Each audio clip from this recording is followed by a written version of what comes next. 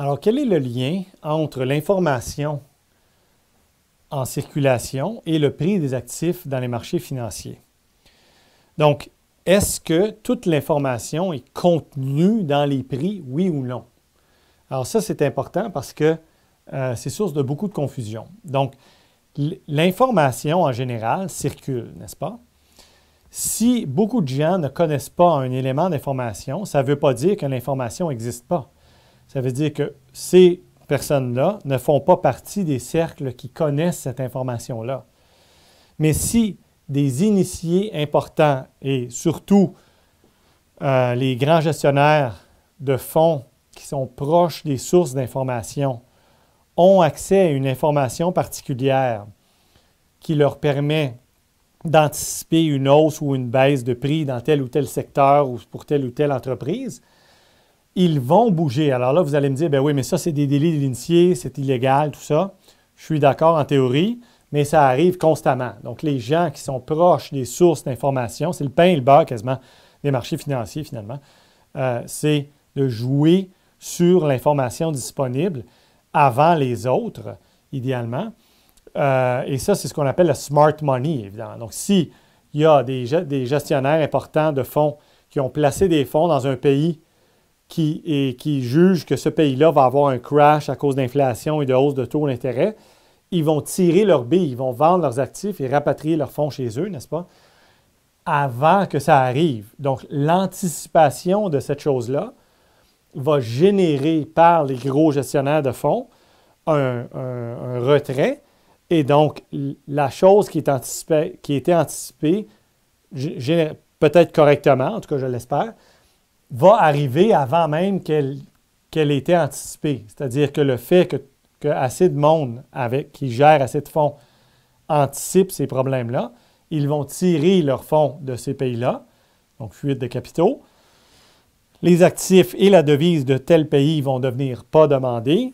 Les prix crashent, les taux d'intérêt augmentent, la devise perd de la valeur et les fonds quittent le pays, n'est-ce pas? Et là, ça crée évidemment un choc économique et ainsi de suite. Donc, par les effets de richesse négatifs dans les marchés financiers. Donc, ce qui va arriver, c'est un rapatriement de fonds de ces pays-là. Mais évidemment, la même chose dans certains secteurs d'activité, donc les technos, ainsi de suite. Tu sais. Alors, l'information, c'est ce qui détermine, l'information et les anticipations, c'est ce qui détermine la valorisation des actifs. Donc, le prix des actifs à tout moment. Et là, je ne parle pas juste des actions. Je parle de toutes les catégories d'obligations corporatives, fédérales, long terme, court terme, moyen terme, etc., émergentes, les devises, tout ça. L'information disponible maintenant et les anticipations à propos du futur, ainsi que le comportement passé des prix en général, va évidemment influencer le prix en ce moment de l'actif. Et ça inclut évidemment les taux d'intérêt de la Banque centrale courants en ce moment, et les taux d'intérêt anticipés, c'est-à-dire ce qu'on pense que la Banque centrale va faire. Et donc, c'est pour ça que les communiqués des banques centrales sont d'une importance capitale pour les marchés financiers parce que ça influence le sentier futur anticipé des taux de la Banque centrale et donc, très souvent, des autres taux d'intérêt. Parce que les taux de la Banque centrale, même s'ils n'ont pas une emprise hyper précise sur, par exemple, les obligations de rendement sur les obligations fédérales à 10 ans, ça influence quand même les obligations fédérales à 10 ans. Et donc, ce que les responsables de Banque centrale disent, surtout les très hauts placés, influence le prix des actifs maintenant. Parce que si la Banque centrale t'avertit qu'ils vont resserrer la politique monétaire dans la prochaine année, bien, écoute, parce que sinon, tu vas te retrouver à être seul dans le marché pendant que les prix crashent alors que la Banque centrale augmente ses taux d'intérêt. Donc, généralement, lorsqu'une banque centrale annonce ou suggère, il n'y annonce jamais complètement, là, de façon absolument claire et certaine, mais suggère par des petits changements de ton et tout, un resserrement monétaire, généralement, si les marchés y croient, donc là, c'est une affaire de crédibilité et ce que les marchés pensent les opérateurs dans les marchés pensent qu'il va arriver vraiment, mais s'ils y croient, bien, ils vont agir. Ils vont laisser les actifs plus risqués parce qu'ils vont anticiper une baisse de prix peut-être. Tu sais. Et donc, cette anticipation-là va faire en sorte que la chose anticipée va arriver maintenant. Donc, prophétie autoréalisatrice, encore une fois. Et donc, il y a un lien entre information, anticipation et prix des actifs. Et ce n'est pas obligé d'être tout le monde qui connaît l'information en question. Pourvu qu'il y ait assez de gestionnaires de fonds qui ont assez de, on va dire, de capacité d'intervention en termes de volume, là, dans un marché profond, ça prend quand même un bon volume de vente ou d'achat pour influencer le prix, n'est-ce pas? Mais s'il y a assez de gestionnaires de fonds informés, qui sont même initiés, qui anticipent correctement tel truc, bien, ils vont agir maintenant. Et donc, les prix que vous voyez en train de bouger, que vous ne savez absolument pas d'où ça sort, pourquoi il est en train d'arriver tel truc, c'est expliqué par le fait qu'il y en a qui sont en train d'agir basé sur de l'information qui est en train de couler ou qui sont en train d'estimer ou peu importe. Okay? Et donc, l'idée, ce n'est pas que tout le monde connaît toute l'information tout le temps. C'est que l'information pertinente, même celle disponible juste aux initiés, donc ça, c'est dans les cas les plus extrêmes, là, est intégrée dans les prix déjà. Donc, évidemment, est-ce que les initiés qui ont accès privilégié à de l'information privilégiée ont assez bougé les prix? Ça, c'est une autre histoire. Donc, les statistiques semblent suggérer autrement parce que sinon, il n'y aurait pas des gens qui gagnent systématiquement plus que la moyenne de marché, ce qui existe bel et bien. Donc, en général, par contre, l'idée, c'est vrai. Donc, les initiés agissent sur les prix. Ça fait bouger les prix dans une direction ou dans l'autre. Après ça, bien, ça crée des effets de banc de poisson. Les autres suivent. Et donc, ça amplifie évidemment l'effet initial. Et donc, l'information initialement intégrée dans les prix se retrouve entièrement en valorisation dans les prix. Donc, encore une fois, le futur est dans le prix, ou je devrais dire l'information est dans le prix. Donc, l'information et les anticipations sont dans les prix. Et donc, n'importe quel prix que vous voyez en ce moment incorpore l'ensemble de l'information et des anticipations des intervenants dans les marchés. Après, est-ce que la valorisation est parfaite? Non, évidemment. Donc, l'information n'est pas tout le temps parfaite, même pour les initiés. Les anticipations sont parfois erronées.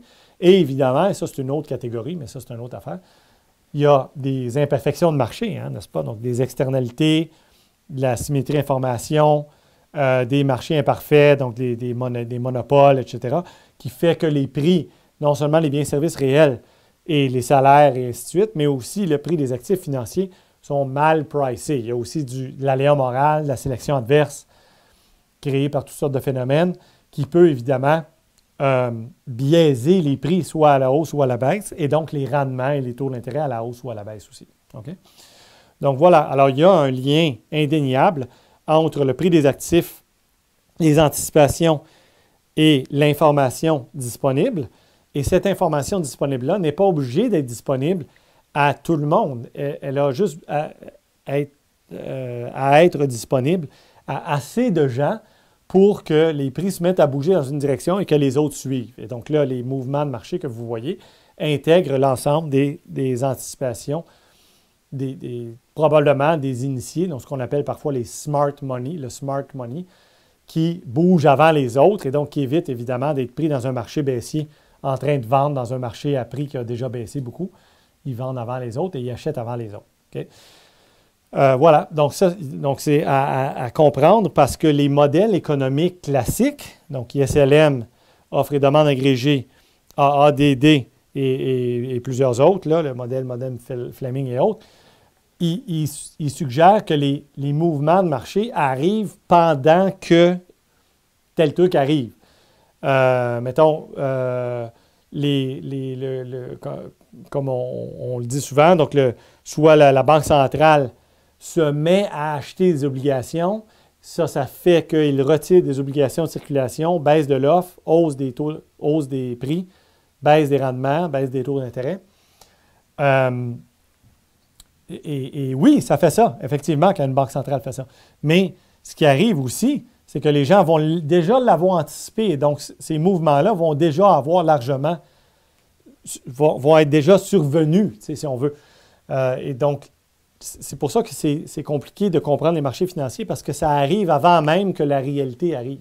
Parce que ça anticipe les choses. Et ce qu'on anticipe arrive maintenant parce que les gens agissent évidemment sur l'information qu'ils obtiennent, n'est-ce pas? Donc, si on prend un exemple, en 2013, 14, 15, donc on va dire 2014, la Banque centrale américaine a suggéré, juste par ses communications, nous allons graduellement, il était dans ce temps-là en grosse politique monétaire expansionniste suite au choc de 2008-2009, il était en grosse politique monétaire expansionniste, création monétaire, taux d'intérêt à zéro, etc.